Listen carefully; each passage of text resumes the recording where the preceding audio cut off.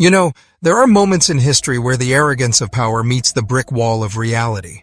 And we are witnessing one of those moments right now in spectacular, high-definition fashion.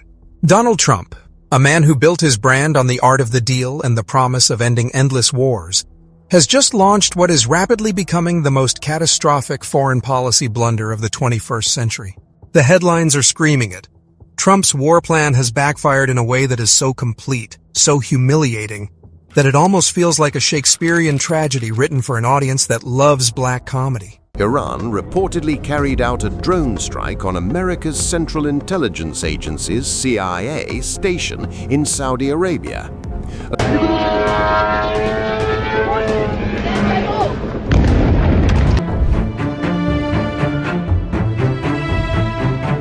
Despite 4 separate U.S. attempts to broker a ceasefire, despite dangling promises and what they call compromises from a position of weakness, Iran has rejected every single offer.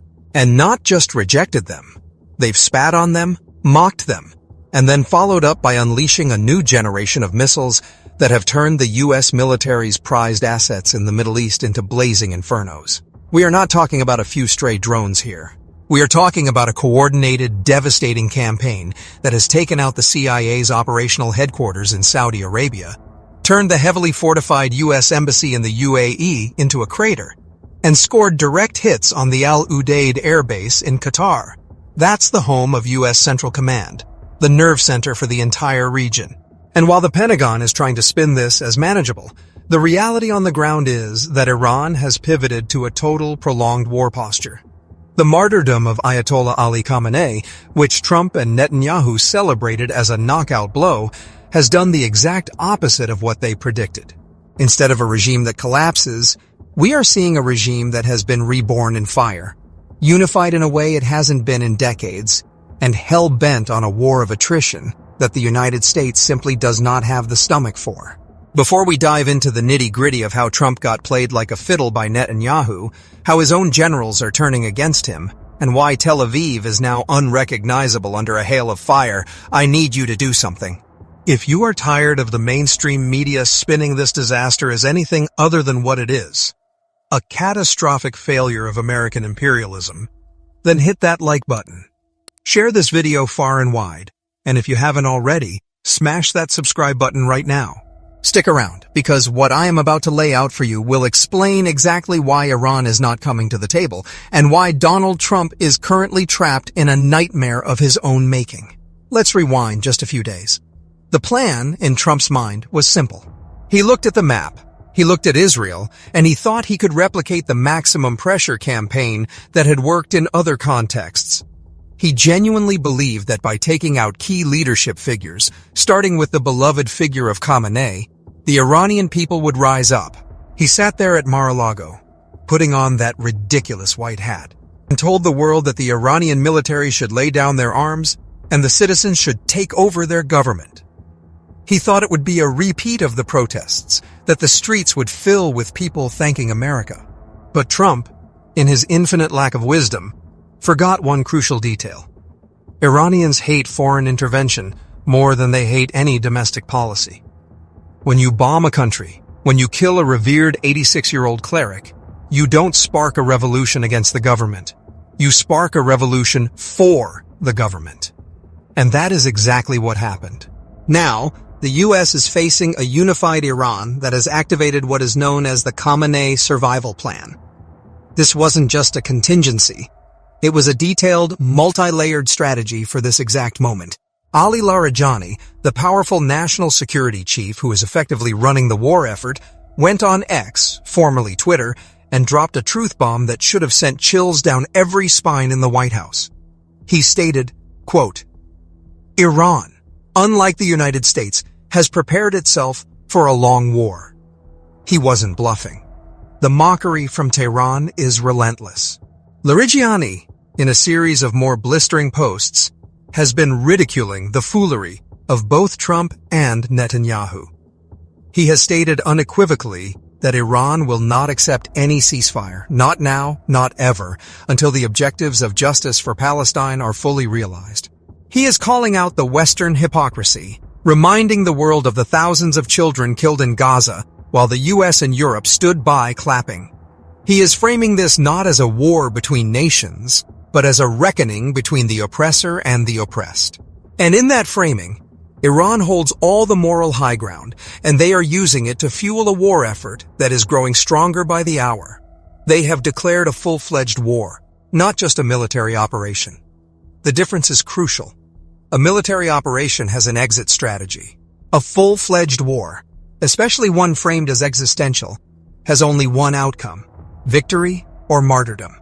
And as we have seen, the Iranian leadership, from the supreme leader down to the last soldier in the IRGC, has chosen martyrdom over submission. Meanwhile, over in what was once called Tel Aviv, the startup nation is looking more like a ghost town. Benjamin Netanyahu, the architect of this disaster, the man who has bet his entire legacy on destroying his neighbors, is now privately begging for the very ceasefire he publicly rejected weeks ago. But his private appeals are falling on deaf ears in Tehran. And why wouldn't they? The streets of Tel Aviv are unrecognizable. The Iron Dome, that supposedly impenetrable shield that Israel has spent billions marketing to the world as a miracle defense, is being overwhelmed. Videos are surfacing on X.com or Twitter showing missiles raining down on districts that were supposed to be safe. The international airport is a crater. The stock exchange is closed. The population is huddled in shelters, watching their illusions of invincibility shatter around them. The very concept of occupied Palestine is shifting under their feet because Iran and Hezbollah are proving that geography is no longer a defense. When you have Hezbollah unleashing precision-guided missiles that can hit any building in Haifa or Tel Aviv with pinpoint accuracy, the buffer zones disappear. Netanyahu promised his people safety. He has delivered them to the gates of hell. Former CIA Director John Brennan left a remarkable assessment. Take a listen. Well, Michael, I think this is the second time this century that the United States has made a drastically bad mistake in terms of engaging in conflict in the Middle East. The first one was in 2003 when we invaded Iraq, and that ushered in then years and years of chaos and violence and terrorism. It gave birth to ISIS. And we're just getting over 20 years of that confusion and chaos. Now we're going ahead and carrying out this major attack against a very large country, Iran, which is much larger than Iraq. But just think about the sheer audacity of Trump's miscalculation. He thought he could bomb Iran into submission, or at least bomb them into a ceasefire that he could call a victory. But look at the battlefield. While the US and Israel are running out of precision-guided munitions and watching their budgets balloon into the trillions, Iran is hitting them where it hurts with asymmetric warfare that is cheaper than a Hollywood blockbuster. Reports are flooding in of hundreds of drones and missiles swarming US bases simultaneously. They are targeting the logistical hubs, the intelligence centers, the soft underbelly of the American presence. Saudi Arabia, which has been cozying up to the US for protection, just watched its CIA operations center get decimated. The UAE, the glittering playground of the West, saw its US embassy go up in smoke. And let's talk about Qatar. The Al Udeid Air Base, the crown jewel of US air power, was struck. This isn't just about causing damage. It's about sending a message that nowhere is safe, no base is impregnable, and the cost of staying will soon outweigh the cost of leaving. Now, let's get into the dirt, because the story behind why Trump is so desperate to destroy Iran is far darker than anyone in the corporate media is willing to touch. There is a growing chorus of geopolitical analysts, including respected figures like Dr. Wael Awad, who are pointing to the Jeffrey Epstein Black Book and the long, shadowy arm of the Mossad. The theory, which gains more credibility every day that Trump refuses to release the full Epstein files, is that the president is compromised. Think about it. Why would a man who promised to end wars get us tangled in the most dangerous quagmire since Vietnam? Why would he ignore the advice of every rational military advisor? Because he isn't calling the shots. Israel, specifically Benjamin Netanyahu, has been desperate for a direct US-Iran war for decades. They want Uncle Sam to fight their existential battles for them. And how do you force a reluctant president to do your bidding? You find the leverage. The Epstein connection is the gift that keeps on giving. If Mossad had access to that material, and given Epstein's intelligence connections, it's highly likely they did, then Trump is not a president. He is an asset. He is being blackmailed into following a script written in Tel Aviv. His bizarre fixation on Iran, his refusal to consider diplomacy even when it's offered, it all points to a man who has no room to maneuver. He is trapped. And the Israelis, seeing their window closing, have pushed him over the edge, convincing him that a quick, decisive victory would make him look like a strongman and distract from the rot back home. But they miscalculated the Iranian response just as badly as he did. And this brings us to the internal rot within the U.S. military itself. This is the part of the story that the Pentagon hopes never sees the light of day. Sources are leaking like a sieve about the chaos inside the command structure.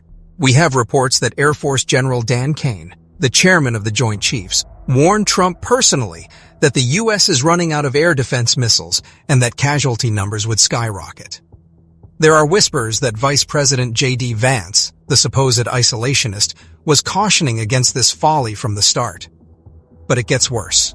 After a classified briefing on Capitol Hill, even some of the most hawkish Republican senators emerged looking pale, admitting that the military's ability to stop Iranian drone swarms is compromised, and that the bases are essentially sitting ducks.